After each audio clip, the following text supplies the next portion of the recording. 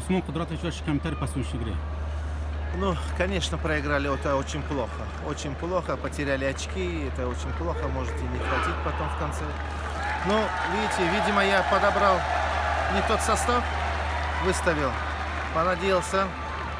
Вот, была предыгровая тренировка хорошая, двигались все хорошо, но игра не удалась у нас сегодня, не наш день. Очень плохо, что мы проиграли, потеряли очки, очень плохо.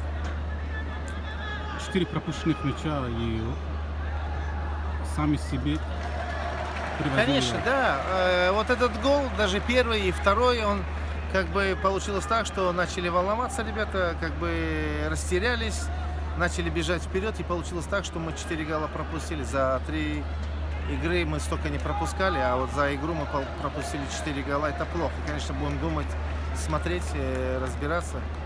Постараемся в Киргизии сыграть хорошо.